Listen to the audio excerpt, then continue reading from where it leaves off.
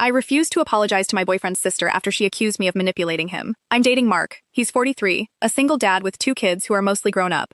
We've been together for 2 years now, and his family, especially his older sister Sarah, has always been... I know what they think when they see us together. A successful marketing executive dating a former construction manager. They probably see me as some city girl who thinks she's too good for their down-to-earth brother. Wrong. Completely wrong. See, Mark used to own a small construction business. He worked hard, built a good reputation. But a few years back, he had a major accident on a site. Shattered his knee, long recovery, couldn't work for nearly a year. The business collapsed, and he racked up massive medical debt. He tried to keep it quiet, but the house he owned was crumbling. He couldn't afford the repairs, let alone the mortgage. It was in rough shape, basically falling apart around him. He was looking at total financial ruin. When we started dating, he was living in that decaying house, barely making ends meet. I live in a cozy 2-bedroom condo, fully paid off, no mortgage.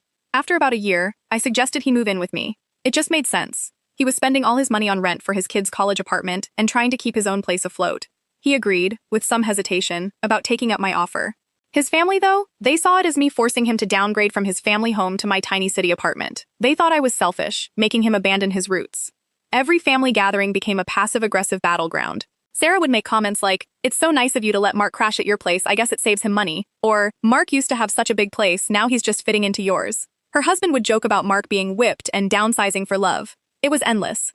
They literally turned their backs when I tried to join conversations about family history, as if I wasn't a part of it. If any cousins tried talking to me, Sarah would talk right over me. It was brutal. This past month, Sarah announced a surprise 50th birthday trip for Mark's dad to Hawaii. She started passing around a collection hat for contributions. When she got to me, she smiled sweetly and said, "We know Mark's a bit strapped for cash now that he's settled down, so we thought you could chip in extra for him since you're so good with your money." I refused. I told her I contribute plenty by providing a home and stability for Mark. That's when everything blew up.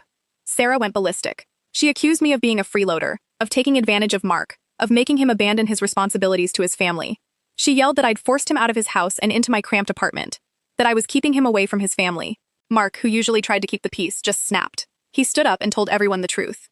He laid it all out. The accident, the debt, the failing business, the house being in foreclosure and condemned. How he was on the brink of bankruptcy when I suggested he move in. That I didn't makes him downgrade. Save. He revealed that I quietly paid off his smaller, high-interest medical bills and helped him get back on his feet, emotionally and financially. He told them my condo wasn't a crash pad but a safe, stable home for him. His family was stunned. Sarah looked absolutely mortified. Suddenly, Sarah and the others were profusely apologetic. They wanted my phone number, wanted to have girls' day, wanted me to join all future family brunches. Conveniently, they realized I wasn't the gold digger or the selfish city girl. I just smiled, said it was a little late for that, and told Mark I was ready to leave.